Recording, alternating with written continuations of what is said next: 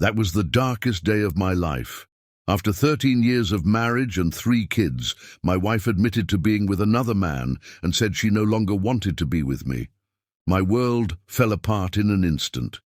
I never knew silence could be so deafening. Sitting here in our living room, where we once built pillow forts with our children and shared countless Sunday morning coffees, I find myself drowning in memories that now feel tainted. Each happy moment replays like a movie with a different ending, one where I should have seen the signs, should have known that while I was building a life, she was building an escape. 13 years, 4,745 days of morning kisses, shared dreams, and the gentle rhythm of a life we created together. Now I sit here, watching the shadows crawl across the wall, wondering how many of those days were lies. Our youngest still has her artwork on the fridge, stick figures of our family, all holding hands, all smiling. If only she knew how those crayon lines now mock the fractures in our foundation. The confession plays on repeat in my mind. "Why are you so good to me?" she had asked, tears streaming down her face. Good to her? Was that my crime? Was loving her too deeply, too consistently, the thing that pushed her into another's arms?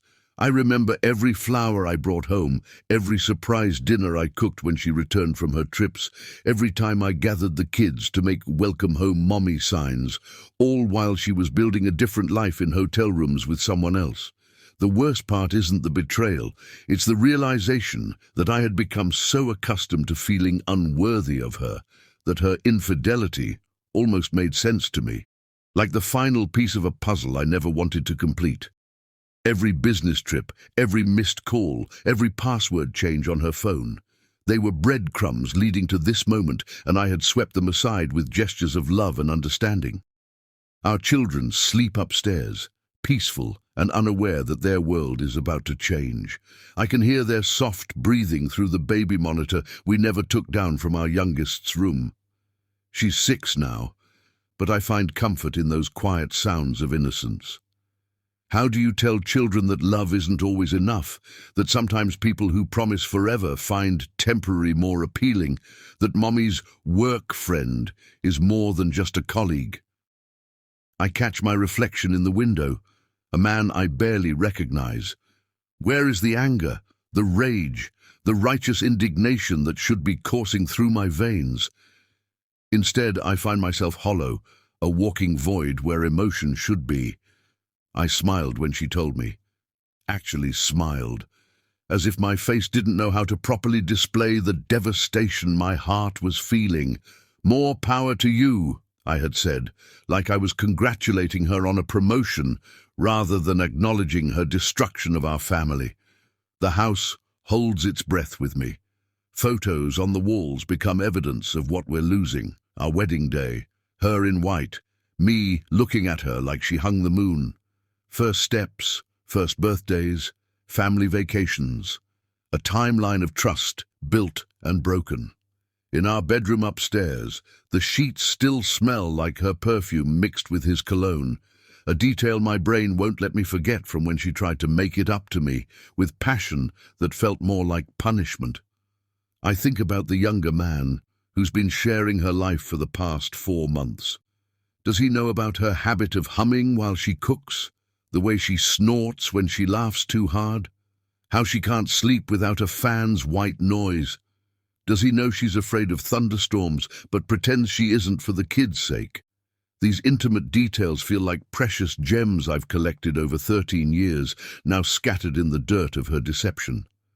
The kids' bedtime routine tonight felt like an act in a play. Stories read, kisses given, prayers said. "God bless Mommy and Daddy," they whispered, unknowing. Each word a knife twist. Their world is still whole, still makes sense. Mine lies in pieces at my feet, and I don't know if I have the strength to rebuild it, or if I even should. Tomorrow she wants to talk about where we go from here, but how do you navigate forward when your compass is broken? When north and south, right and wrong, love and hate all blur together into a mess of maybe and what if? The path ahead feels like walking through fog, each step uncertain, the destination unclear. I've started sleeping on the couch, claiming back pain, but really, I can't bear to lie beside her. The distance between us in bed felt greater than the physical space. At least here, surrounded by the ghosts of our happier days, I can pretend this is all a terrible dream. That tomorrow I'll wake up and she'll be my wife again, not this stranger wearing her face, speaking with her voice, but carrying another man's secrets. They say the opposite of love isn't hate, it's indifference. But what does it mean when you feel everything and nothing all at once? When you want to scream but can only whisper? When you should be fighting for your marriage but find yourself too tired to even lift your fists? Perhaps this numbness is my heart's way of telling me it knew all along, that while I was writing our love story, she was already planning the epilogue. The clock ticks forward, uncaring of my pain. Outside, the world continues its normal rhythm. Cars pass, dogs bark, life goes on. But in here, in this room, where I once felt so sure of my place in the world, time feels suspended. I am trapped in the amber of this moment, preserved in the perfect agony of knowing that sometimes love isn't enough, that loyalty can be optional, and that the person you trusted most can become the architect of your deepest pain. The numbing void, where pain should be. They say there are stages to grief: denial, anger, bargaining, depression, acceptance. But no one tells you about the stage where you feel nothing at all, where your heart creates a vacuum so complete it swallows every emotion before it can reach the surface. I've been sitting in this void for days now, watching life continue around me like a movie I'm no longer part of. The numbness came like a thick fog, rolling in silently after her confession. I should have raged, should have thrown things, should have demanded answers, explanations, apologies. Instead, I smiled and walked away to watch football, as if she'd just told me she'd picked up groceries rather than shattered our family. What kind of man does that make me? The question haunts me in the quiet hours when sleep refuses to come. Our bedroom has become a museum of what was. The dent in her pillow where she rests her head, the reading glasses she leaves on the nightstand, the family photos on the dresser, all artifacts of a life I thought was real. I catch myself staring at these items, trying to understand how something so solid could turn out to be so fragile. How can everything look exactly the same when nothing is? The kids notice something's different, though they don't understand what. Our oldest asked me yesterday why I don't kiss Mommy goodbye anymore before leaving for work. How do you explain to a child that every touch now feels like pressing on a bruise? That even the simplest gestures of affection have become complicated equations of pain and pretense? I made up some excuse about having a cold, adding another lie to the growing pile of deceptions that now frame our family life. At work, I stay late, drowning myself in spreadsheets and meetings. My colleagues probably think I'm gunning for a promotion. The truth is, I'm hiding. The office has become my sanctuary, a place where I can pretend to be whole, where my identity isn't tied to being a betrayed husband. But even there, I catch myself staring at my phone, wondering if she's with him right now, if she's thinking of me at all, if any part of her feels the weight of what she's done. The worst part is how my body betrayed me when she offered herself as some sort of twisted apology. In that moment of physical intimacy, I became a stranger to myself. How could I still want her? How could I let her touch me, knowing where those hands had been, what secrets they held? The passion she showed felt like salt in my wounds. Was this how she was with him? Had I been getting the watered-down version of her desire all these years? These questions poison every memory, every touch, every moment we've shared. Friends and family don't know yet. We move through social obligations like actors in a well-rehearsed play. Sunday dinner at her parents' house was an exercise in restraint, watching her mother hug her, her father proud of his successful daughter. If they only knew. The weight of unspoken truths sits heavy on my chest, making it hard to breathe, hard to smile, hard to pretend that everything is fine. I find myself retracing our history, looking for the moment where it all went wrong. Was it when she got the promotion that required travel? When I started spending more time with the kids' activities? Or was it always there, this potential for betrayal, waiting like a fault line beneath the surface of our marriage? I examine every argument, every period of distance, every moment of disconnect, searching for the sign I must have missed. The younger man, her colleague, has become a shadow in my mind. I imagine him younger, more vibrant, unburdened by mortgages and school runs and the mundane responsibilities that ground a family man. Does he make her laugh like I used to? Does he know about her dreams, her fears? Or is he just an escape, a fantasy version of life without the complexities of family and history? Sometimes, in the dead of night, when the house is quiet except for the hum of the refrigerator and the distant sound of traffic, I wonder if this is some sort of karmic punishment. Have I been too complacent, too sure of her love? I've always believed that love was about actions more than words, about being there, being reliable, being constant. Now I question if that steadiness made me boring, predictable, easy to take for granted. The kids' toys scattered across the living room floor become landmines of memory, each one a reminder of the family life we built, the future we planned. I step around them carefully, physically and emotionally, trying not to disturb the fragile peace we're maintaining for their sake. They deserve better than this limbo we're living in, this halfway place between what was and what will be. Tonight, when she tries to have the talk about our future, what words will be enough? How do you rebuild trust that's been so thoroughly broken? How do you unknow the things you now know? The practical questions loom large: living arrangements, custody schedules, financial divisions, but they feel insignificant compared to the emotional chasm that's opened between us. Part of me wants to fight for our marriage, to be the bigger person, to work through this for our children's sake. Another part feels like I've already lost something essential, not just my wife's fidelity, but my own sense of self. The man who smiled and walked away to watch football, who let her touch him after her confession, who still can't find the anger that should be there. Who is he? And more importantly, who will he become once this numbness finally wears off? Ghosts of self-doubt and lost identity. In the mirror this morning I saw a stranger. He had my face, wore my clothes, moved with my gestures, but something fundamental had changed in his eyes. They say betrayal changes you, but no one tells you how it erases you first, how it makes you question every certainty you've ever held about yourself. Standing there, toothbrush suspended mid-motion, I wondered, had I always been this ghost of a man, or did her confession simply reveal what was already there? 13 years of marriage leaves its marks on you, habits, patterns, ways of being that become so ingrained you don't even recognize them as choices anymore. I always prided myself on being the supportive husband, the one who encouraged her dreams, who stepped up with the kids when her career demanded more, who never questioned her late meetings or business trips. Now those same qualities mock me. Was my support actually enabling?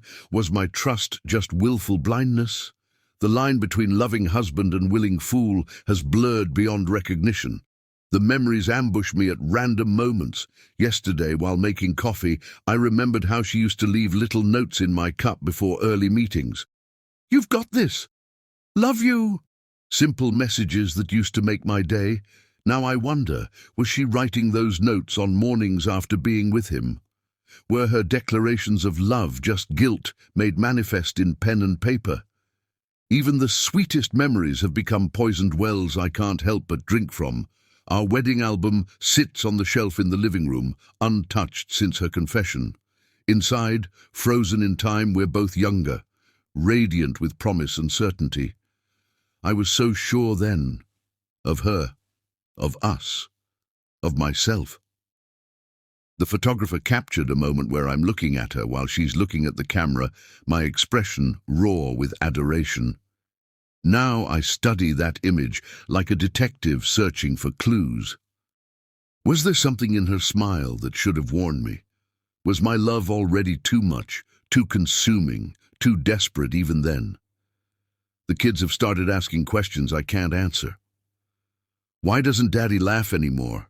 our middle child asked her at breakfast. I heard it from the kitchen where I was pretending to be busy with dishes, each word another crack in my already fractured heart. I used to be the fun parent, the one who made up silly songs during bath time, who turned bedtime stories into dramatic performances. Now every smile feels like a betrayal of my own pain, every laugh a lie I'm telling my children. Friends have started to notice too. At last week's barbecue, Tom pulled me aside, concern etched on his face. "You okay, man? You seem different." I brushed it off with some excuse about work stress, but the question lingered. Different. Yes, I am different. But who was I before? The man who believed in fairy tale endings? The husband who thought love conquered all? Or was I always this person, just waiting for reality to catch up with my insecurities? The signs were there, screaming in neon if I'm honest with myself. The gradual cooling of her affection, the way she stopped sharing the small details of her day, how she began to dress differently for her business trips. I noticed it all, but chose to fight her distance with proximity, her coldness with warmth, her absence with an even greater presence. Like trying to hold water in cupped hands, the tighter I held on, the more she slipped away. I find myself rewriting our history through this new lens of betrayal.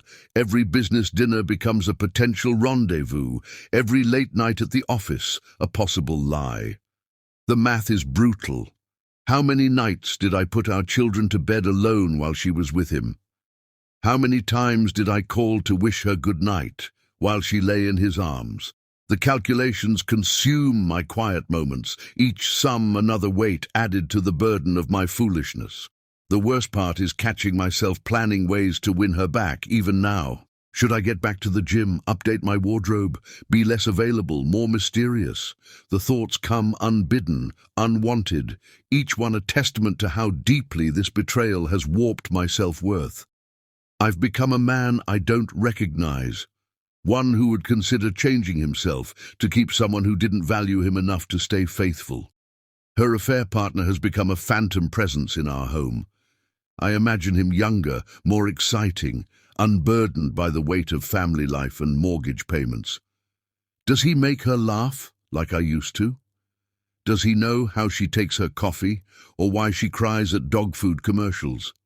These thoughts are a special kind of torture. Comparing myself to a man I've never met, competing with a version of love that thrives in secrecy and stolen moments. Last night, helping our oldest with homework, she asked me about synonyms for the word trust. The irony wasn't lost on me as I helped her list words like faith, belief, confidence, each one a dagger to my heart. How do you teach your children about trust when your own has been so thoroughly shattered? How do you tell them to believe in love when you're no longer sure you do? The man I was before her confession feels like a character in a book I once read. Familiar, but increasingly distant. He believed in the power of love, in the sanctity of marriage vows, in the idea that loyalty wasn't a choice, but a natural state of being.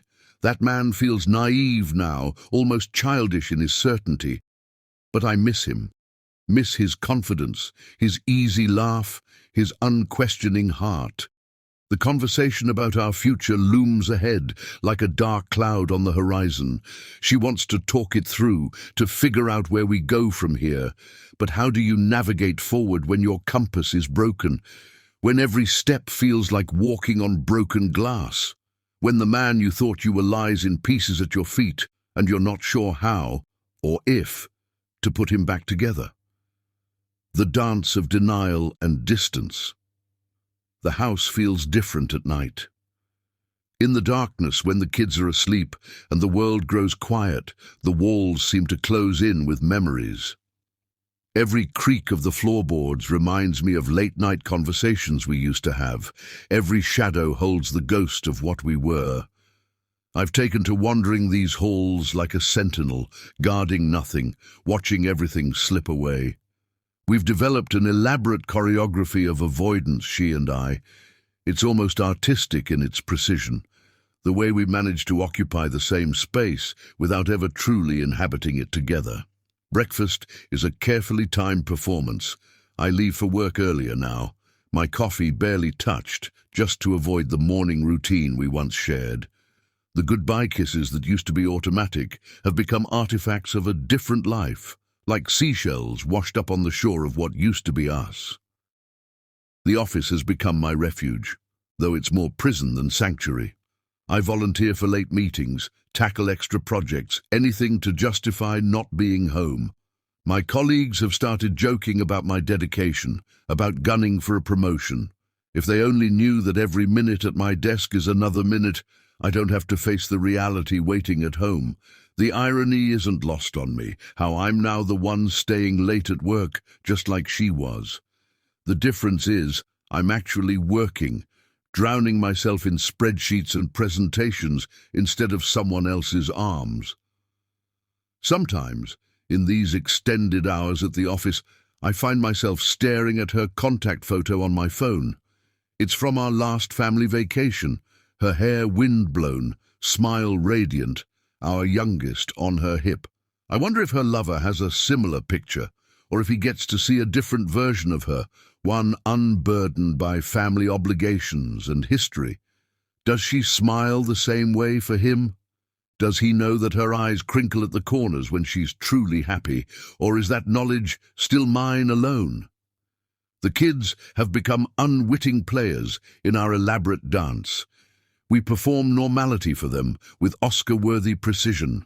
Family dinners are exercises in forced conversation. How was school? Did you finish your homework? While underneath, unspoken words pile up like autumn leaves. Our youngest still crawls into our bed some mornings, wedging herself between us like a physical manifestation of everything that now separates us. These moments are the hardest, pretending everything is fine while feeling the miles between us, even as our shoulders touch. I catch myself watching her, when she doesn't know it, trying to spot differences, signs, anything that might make sense of this new reality. She moves through our house like a familiar stranger, going through the motions of our shared life, while somehow being completely absent from it. She still folds laundry the same way, still hums while cooking dinner, still checks on the kids 3 times before going to bed. How can someone be so unchanged on the surface while being completely different underneath? The physical intimacy she initiated after her confession haunts me in unexpected moments. It plays on repeat in my mind, not because it was passionate or meaningful, but because of how empty it felt. Like watching actors perform a scene they've done too many times, going through the motions without feeling. Was this how it had been for her all along? Or was this new emptiness the price of knowing about him? I hate that I let it happen. Hate that my body responded even as my mind screamed in protest. Hate that part of me still wants her despite everything. Our friends have started to notice the change in our dynamic, though they're too polite to mention it directly. At social gatherings, we still stand together, still share knowing looks over inside jokes, still present a united front. But it feels like we're actors in a play where everyone knows their lines, but no one remembers why they're saying them. The performance is flawless, but hollow, like a beautiful apple rotting from the inside out. The weight of unspoken words between us grows heavier each day. Questions pile up behind my teeth. When did I stop being enough? What does he give you that I couldn't? Did you ever really love me, or was I just the safe choice? But I swallow them back, afraid of the answers, afraid of the finality they might bring. Instead, we talk about grocery lists, school schedules, home repairs, the mundane details of a life that's becoming more fiction than fact. Time has taken on a strange quality since her confession. Days blur together in a fog of routine and avoidance, yet certain moments stretch into infinity. The seconds between when she reaches for something and I hand it to her, carefully avoiding finger contact. The pause before responding to a direct question. The heavy silence that fills the room after the kids go to bed. Each moment is both too long and too short, like trying to hold on to water or catch smoke. Our bedroom has become a battlefield of silence. The bed that once held our dreams now feels like a map of our separation, her side, my side, and the vast no-man's land between. I lie awake listening to her breathing, wondering if she's really asleep or just pretending, like me. Does she think about him in these quiet hours? Does she regret her confession, or just the actions that led to it? The questions circle like vultures, picking at the carcass of what used to be trust. I've started noticing things I used to overlook. How she checks her phone when she thinks I'm not looking. How her work calls always seem to come when she's in another room. How her stories about her day have gaps she doesn't try to fill.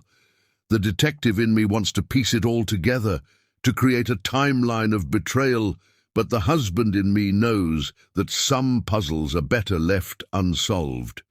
Tomorrow, she wants to talk about where we go from here. The future looms like a dark cloud on the horizon, full of possibilities I'm not sure I'm ready to face. Do we try to rebuild from these ashes? Can trust grow in soil poisoned by betrayal? Or do we admit defeat, divide our lives into neat little boxes labeled yours and mine, and try to move forward separately? The answers feel both impossible and inevitable, like watching a storm approach and knowing there's nowhere to hide. The children's innocent smiles, a father's silent struggle. 3 sets of eyes look up at me every morning, bright with trust and unconditional love. Our children, living, breathing testaments to what we once were, what we built together. Sometimes looking at them feels like staring directly at the sun. Their innocence is too bright, too pure against the darkness that has settled over our home.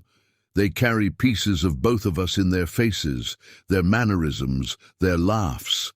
How do you explain to them that sometimes love dies, even while its echoes live on in their DNA? Tonight at dinner, our oldest asked why Mommy and Daddy don't hold hands anymore during family movie night. The question hung in the air like smoke, choking me with its simplicity.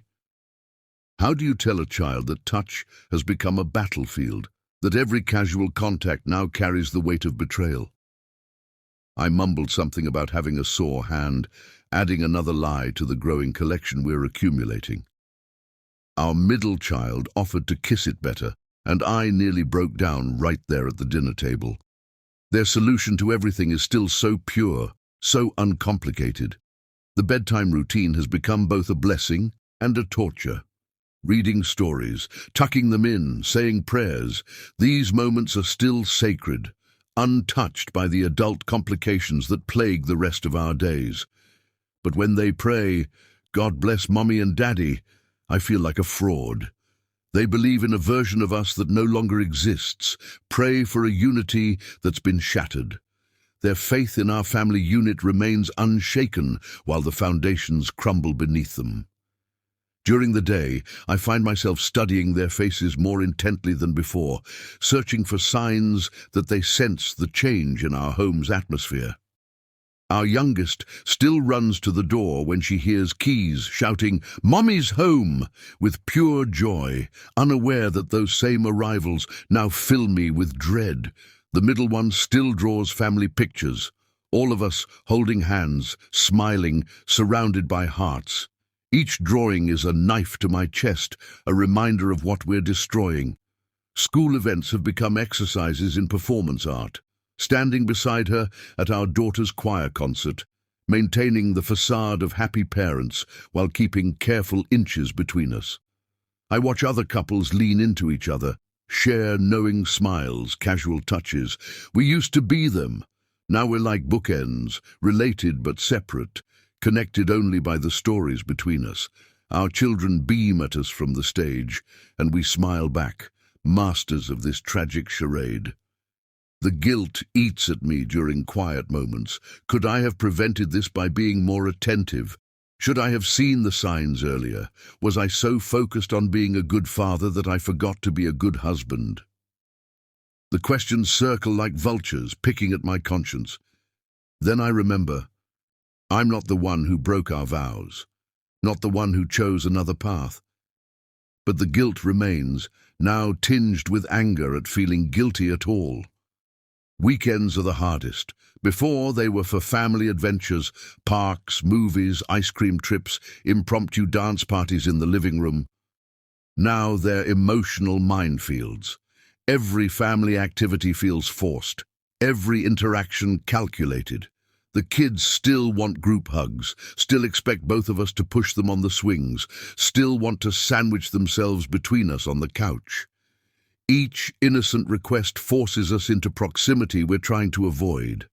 Our youngest had a nightmare last night, came running to our room crying. In her world, Mommy and Daddy's bed is still the safest place, the solution to all fears. We had to comfort her together, put on a united front against imaginary monsters, while real ones lurked in our own hearts. The irony wasn't lost on me, how we've become better actors than parents, better at pretending than being.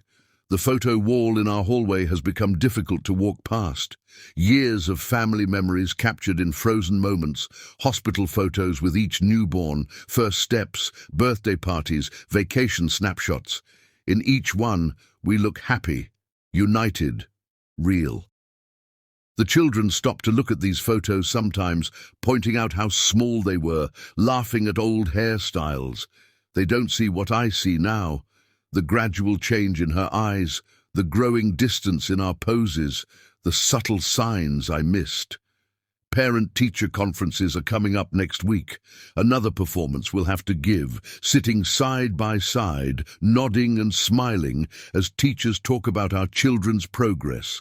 We'll have to discuss their futures, make plans for their education, pretend we're still a team working toward common goals.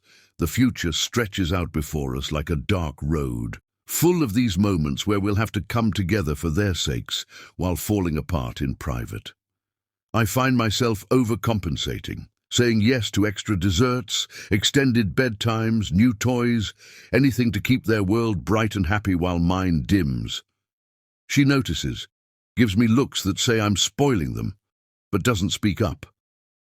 Perhaps she feels guilty too, knows that every smile we manage to keep on their faces is a small victory against the chaos we've created. The questions will come soon, I know. They're too smart, too observant to maintain this illusion forever. They'll want to know why Daddy sleeps on the couch some nights, why Mommy cries in the bathroom when she thinks no one can hear, why the joy has gone out of our home like air from a punctured balloon. What answers can we give them that won't shatter their belief in love, in commitment, in family? They deserve better than this halfway life we're living, this limbo between what was and what will be. They deserve parents who can look each other in the eye, who can show them what love and respect look like, who can teach them about trust by example rather than cautionary tale. But for now, we dance this delicate dance, trying to protect them from adult pain while their world quietly unravels. On their bedroom doors hang signs they made in art class, "World's Best Mommy" and "World's Best Daddy." These declarations of childhood faith stare at me every time I pass, reminding me that whatever we decide, however, this ends, we must find a way to remain the parents they believe us to be, even if we can't be the husband and wife we promised to become. The battle within. Wrestling with forgiveness. They say forgiveness is a gift you give yourself. But right now, it feels more like a poison I'm being asked to willingly swallow. Every morning I wake up to the same internal war. The part of me that wants to forgive, to heal, to move forward, battles with the part that replays her confession on an endless loop. "Why are you so good to me?" she had asked, as if my kindness was the crime that drove her to another's arms. The question haunts me, turning my perceived strength into a weakness I never saw coming. The mirrors in our house have become confrontational. Each glimpse of my reflection asks questions I'm not ready to answer. Who is this man who smiled at betrayal? Who is this husband who watched football while his marriage crumbled? Who is this father who can't find the strength to either fight or flee? The man staring back at me feels like a stranger, someone caught between dignity and desperation, between love and self-respect. Last night, I found myself going through old text messages, searching for clues I might have missed. The I love yous and heart emojis scattered throughout our conversations now feel like artifacts from a museum of lies. I can pinpoint the exact dates now, messages sent during her business trips, during times I now know she was with him. How many of those loving words were sent from his bed? How many miss you texts were typed with hands that had just touched him? The timestamps have become a roadmap of betrayal.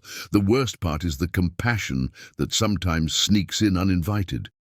There are moments when I catch her crying in the kitchen, thinking she's alone, and my first instinct is still to comfort her. How twisted is that? She broke us, shattered everything we built, and yet some part of me still wants to ease her pain. Is this love or conditioning, strength or weakness? The lines have blurred so completely that I no longer trust my own instincts. Friends have started to notice something's off, but I keep them at arm's length. How do you explain that your wife's infidelity has turned you into someone you don't recognize, that you're more angry at your own response than at her actions? Tom tried to get me to go for drinks last weekend, promising it would take my mind off things. If only he knew that my mind isn't the problem, it's my heart that won't cooperate, that keeps trying to find excuses for her, reasons to understand, ways to forgive. The therapist's business card she left on the counter mocks me daily. Marriage counseling, it promises, as if our problems could be solved in 50-minute sessions of controlled vulnerability. But how do you counsel trust back into existence? How do you therapy away the images that plague my nights? Images of her with him, laughing, touching, sharing intimacies that were supposed to be ours alone. Some wounds feel too deep for professional intervention. I've started reading about affairs online, searching for answers in strangers' stories. The internet is full of them. Tales of betrayal, reconciliation, divorce, survival. Some swear that their marriages emerged stronger, that infidelity was the wake-up call they needed. Others warn that once trust is broken, it's like trying to put together a mirror that's shattered. You might make it whole again, but the cracks will always show. I read until my eyes burn, looking for a story that tells me what to do, how to feel, who to be. The physical intimacy we shared after her confession haunts me in a different way now. It felt like an attempt to reclaim something, to mark territory already lost. But whose territory was I really marking? And why did I allow it? The questions plague me at night, mixing with memories of her increased passion, her desperate attempts to prove something I'm not sure I want proven. Was I competing with him in that moment? Was she comparing us? The thoughts make me physically ill. There's a special kind of torment in loving someone who has betrayed you. It's like holding on to a burning coal.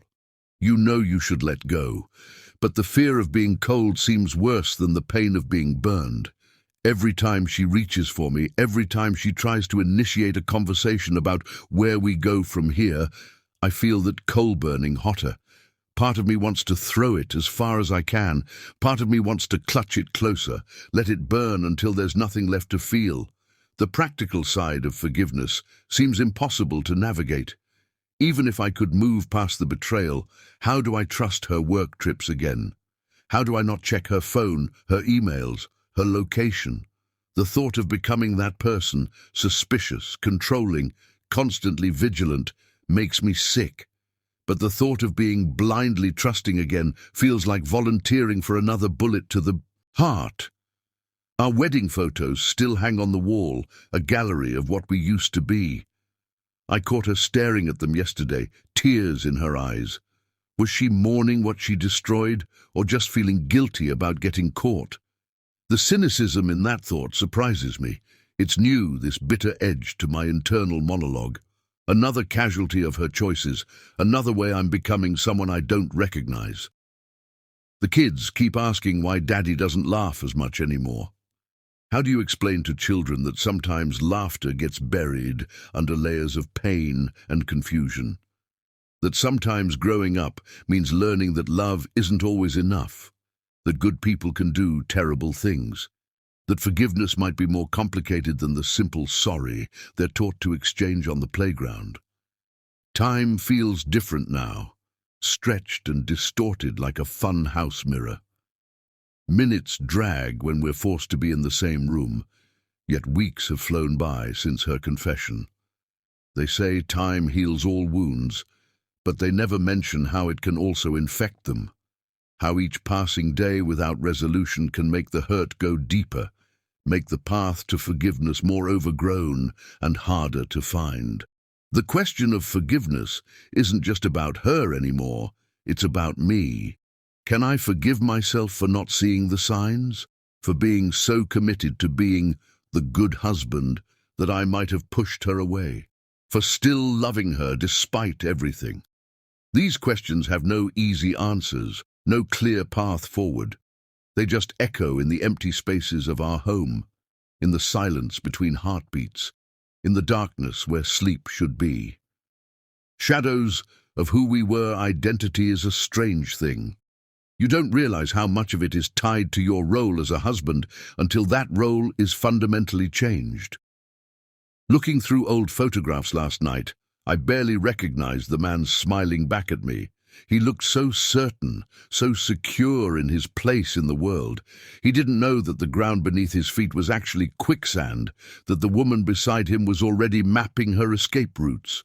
That version of me feels like a character in someone else's story now, naive, trusting, completely unaware of the devastation waiting in his future. The routines that once anchored our life together have become automated performances of what we used to be. Making her morning coffee, just the way she likes it. A habit I haven't broken, even though each cup feels like a small betrayal of my own dignity.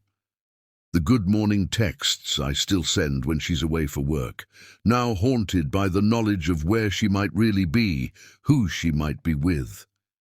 These gestures used to be expressions of love. Now they're just muscle memory, phantom limbs of a marriage that's been amputated. Last week, I found myself standing in the card aisle at the grocery store, staring at anniversary cards. Our anniversary is months away, but something drew me there. Reading the messages about eternal love, unwavering commitment, and unbreakable bonds felt like reading fairy tales. Beautiful stories that have no bearing on reality. When did I become so cynical? When did love transform from a certainty into a question mark? The teenage clerk asked if I needed help finding the right card. I almost laughed. How do you explain that you're mourning not just a marriage but a whole world view? The changes in me surface in unexpected ways. At work, I've become more withdrawn, more focused. Colleagues praise my increased productivity, not realizing it's just a shield against thinking about my personal life. In meetings, I find myself studying married co-workers, wondering if they too are living in glass houses of deception. Are their smiles genuine when they talk about their spouses? Do they also have secrets that could shatter their families? This new lens of suspicion colors everything, making me question not just my marriage, but the very institution itself. Our bedroom closet has become a museum of memories. Her clothes still hang beside mine, a false intimacy of fabric. I catch whiffs of her perfume sometimes. The same scent I used to find comforting now turns my stomach. Did she wear it for him? Did he compliment the fragrance I chose for her last Christmas? These thoughts ambush me at random moments, turning even the most mundane aspects of our shared life into weapons against my peace of mind. The wedding ring on my finger feels heavier now, like it's made of lead instead of gold. I catch myself twisting it absently, a nervous habit I never had before. Sometimes I take it off at night, placing it on the bedside table to see how it feels. The pale band of skin underneath looks vulnerable, unprotected. Is this what freedom feels like? Or just another form of prison, one built of doubt and disillusion instead of trust and commitment? Social media has become a minefield. Every happy couple posting anniversary celebrations, every relationship goals comment, every shared memory notification from our own past feels like salt in an open wound. I've started muting friends who post too much about their perfect marriages, not out of jealousy, but because I now know too much about how appearances can lie. How many of those smiling photos hide similar stories? How many loving captions mask nights of silent tears and unspoken betrayals? The man I was before her confession had plans, dreams, a future mapped out in his head. Family vacations we'd take when the kids were older, retirement plans we'd made together, even silly things like the dog we'd talked about getting once our youngest started school. Now those dreams feel like boats set adrift, floating away on a tide of uncertainty. The future is a blank page that I'm afraid to write on, afraid to imagine anything beyond surviving each day as it comes. Sleep has become a luxury I can rarely afford. Nights are the worst, when the house is quiet and there's nothing to distract from the thoughts that circle like hungry wolves. I replay conversations from years ago, looking for signs I missed, clues I should have seen. Every business trip, every late night at the office, every unanswered phone call gets reconstructed in my mind with new context, new understanding. The past has become a puzzle I can't stop trying to solve, even though I know the finished picture will only bring more pain. My relationship with time has changed. There's before the confession and after, like a line drawn through the middle of my life. The before feels like a different lifetime now, one where love was simple, trust was given freely, and marriage vows actually meant something. The after is this new reality where everything requires analysis, where every word might have a double meaning, where nothing can be taken at face value. Even my memories feel tainted, corrupted by this new understanding of what was really happening behind the scenes. The mirror in our bathroom has become a daily confrontation with change. Grey hairs I hadn't noticed before, lines around my eyes that seemed deeper, a heaviness in my expression that wasn't there 4 months ago. Aging is supposed to be gradual, but betrayal ages you overnight. Sometimes I catch myself practicing facial expressions, trying to remember how to smile naturally, how to look unaffected, how to mask the turmoil that's become my constant companion. Friends tell me I need to focus on myself now, to rediscover who I am outside of being her husband. But how do you unravel 13 years of shared identity? How do you separate yourself from a role that's become as natural as breathing? The gym membership I bought in a moment of cliched crisis sits unused. Somehow, physical self-improvement feels like admitting that her betrayal was somehow my fault, that I wasn't enough exactly as I was. The hardest part is realizing that regardless of what happens next, whether we try to rebuild or separate, I can never be that man again, the one who believed in forever, who trusted completely, who loved without reservation. That version of me died the moment she confessed, and I'm left trying to figure out who this new person is. Will he be stronger for having survived this? Or just harder, more cynical, less capable of the kind of love that makes life worth living? These questions echo in the empty spaces of my heart, waiting for answers that may never come. Wrestling with forgiveness. The question of forgiveness looms large, not just for her, but for myself. Why didn't I confront the signs earlier? Why did I respond with such passive acceptance? Is forgiveness a sign of strength or weakness when the betrayal cuts this deep? Forgiveness is supposed to be liberating, a way to free yourself from the chains of resentment. But what happens when forgiving feels like condoning? When every "I forgive you" sticks in your throat because it feels like you're erasing the gravity of what was done. I sit with these thoughts every day, trying to untangle the web of emotions that binds me to this pain. I've read countless articles about the healing power of forgiveness. They say it's a choice, an active decision to let go of anger. But what they don't tell you is that the anger isn't the hardest part. It's the sadness, the loss, the shattering of the narrative you'd built around your life. Forgiveness might be the key to moving forward, but what if you're not ready to leave the wreckage behind? Forgiving her means confronting the reasons why I feel so deeply betrayed. It's not just the physical act of her infidelity, though that image alone is enough to break me. It's the emotional betrayal, the lies, the secrets, the choices she made again and again to prioritize him over us. How do you forgive someone for rewriting the story of your life without your consent? Then there's the question of forgiving myself. It's easy to look back and see all the red flags I ignored, all the excuses I made for her, all the ways I tried to fill the growing void between us with gestures of love that clearly weren't enough. Was I a fool for trusting her so completely? Or was I simply a man doing his best to love his wife, to believe in the sanctity of our vows? Some nights I blame myself. Maybe I wasn't attentive enough. Maybe I didn't appreciate her the way she needed. Maybe I became too predictable, too safe, too ordinary. But these thoughts are poison, and deep down I know they're unfair. Her choices were hers alone, and no amount of self-criticism will change that. Still, the guilt lingers, whispering that I could have done more, been more.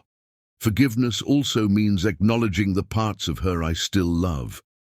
That's the cruel irony of it all, how love and betrayal can coexist, how the same person who hurt you so deeply can still be the one you long to hold. When I see her playing with the kids or hear her laugh at something on TV, I catch glimpses of the woman I fell in love with. And it breaks me all over again because it reminds me of what we've lost. I've thought about leaving, about starting over somewhere new. The idea is both terrifying and tantalizing.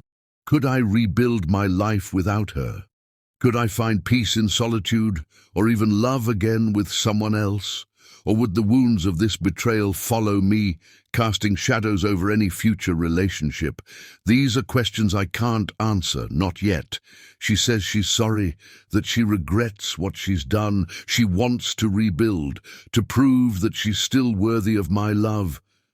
But how do you measure regret against action? How do you trust someone who's already broken your heart once not to do it again? Forgiveness might open the door to reconciliation, but trust is the foundation, and ours has been reduced to rubble. The kids complicate everything, their smiles, their laughter, their innocent belief in the world we created for them.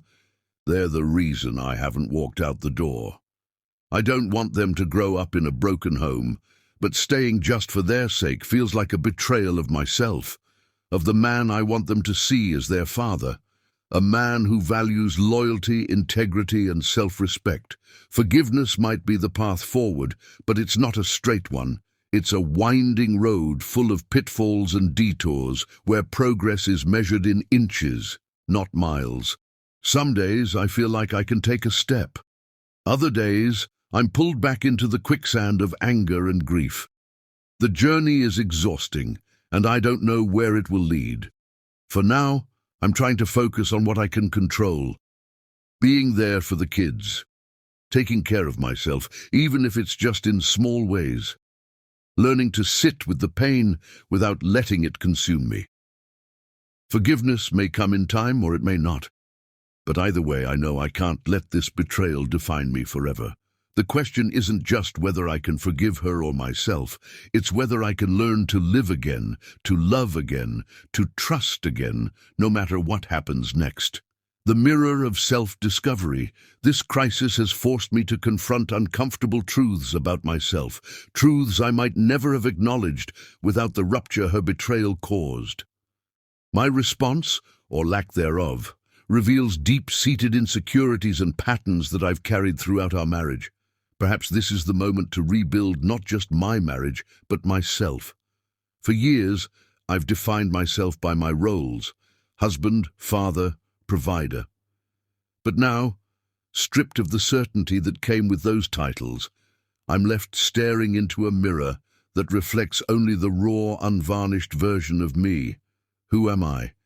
Outside of the man who loves her, who fights for his family, who measures his worth by the stability he provides. The answer doesn't come easily, and maybe that's the point. I've always thought of myself as a giver, someone who poured his energy into others. I worked late to provide, stayed up with the kids when they were sick, supported her dreams even when they came at a cost to my own. But was my giving truly selfless, or was it a way to avoid looking inward? To avoid asking whether I was happy, whether my needs were being met, whether I was building the life I wanted, or just the life I thought I should want? Her betrayal has shattered the illusion of control I've clung to for so long. I used to believe that love, effort, and consistency could safeguard a marriage. That if I was steadfast enough, kind enough, loving enough, nothing could shake the foundation we built. But now I see that control is an illusion. People make choices, and sometimes those choices have nothing to do with you, no matter how much you've given. This realization hurts, but it also liberates. If I can't control her actions, then I can only control my own. And maybe that's where the rebuilding starts, not with the marriage, but with me, with examining the insecurities that kept me from confronting the red flags, with understanding why I felt unworthy of her love, even before she strayed, with exploring the ways I've neglected my own identity in service to the roles I've played. There's a strange kind of clarity that comes with this self-discovery. I see now that I've spent much of my life seeking validation through others, through her, through our children, through the image of the perfect family we projected to the world. But validation built on external sources is fragile, easily shattered by betrayal, disappointment, or loss. Real validation has to come from within. This crisis, painful as it is, has given me a chance to re-evaluate what truly matters. It's not just about saving the marriage or protecting the children, it's about rediscovering who I am. What do I value? What do I need? What kind of life do I want to build moving forward, with or without her? These are the questions I've avoided for too long, and now they demand answers. Rebuilding myself won't be easy. It means letting go of old patterns, questioning long-held beliefs, and stepping into the discomfort of uncertainty. It means being honest with myself about my flaws, my fears, and the ways I've contributed to the cracks in our marriage. It means finding the courage to stand on my own, to define my worth independently of anyone else.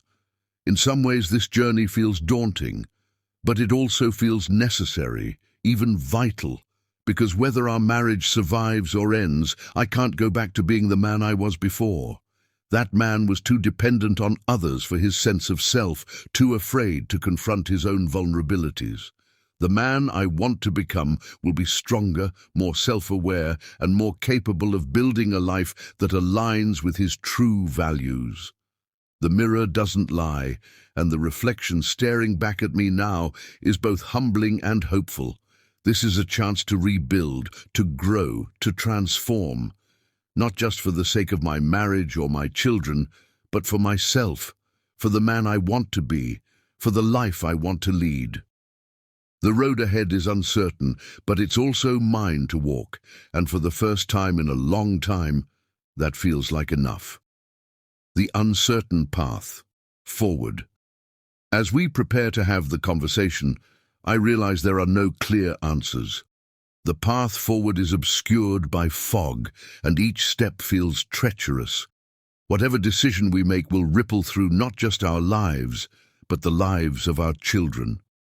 The weight of this responsibility feels almost unbearable. I keep turning the possibilities over in my mind, each one leading to a different future. Do we attempt to rebuild what's been broken, knowing the cracks will always remain? Or do we part ways, risking the stability we've worked so hard to give our children? Neither choice feels right, and yet staying in this limbo is slowly unraveling me. The children are at the heart of every thought, every hesitation. Their smiles, their laughter, their innocent trust in the world. It's all fragile, hanging in the balance of what we decide. How do we shield them from the storm while standing in its eye? How do we explain that love, no matter how pure, doesn't always mean forever? As we sit across from each other, words hovering between us, I realize that this isn't just a conversation about blame or forgiveness. It's a conversation about who we are and who we want to become. About whether we can find a way to rebuild not just for the children but for ourselves. It's about whether we're willing to do the hard, messy work of healing or whether it's time to let go and start anew. But one thing is clear, this decision, whatever it is, must come from a place of courage, not fear. It must come from a desire to create a future rooted in truth, whether that truth binds us together or sets us free. The uncertainty is terrifying, but it also holds the potential for something new, something honest, something real. The path ahead may be obscured, but I know this: we cannot stay where we are. The ground beneath us is shifting, and it's time to choose whether to build bridges or to walk separate roads. Either way, I must step forward, not just as a husband or a father, but as a man willing to face the unknown with integrity and strength. In the end, the only certainty is this: no matter what lies ahead, I will find my way through the fog, for myself, for my children, and maybe, just maybe, for us.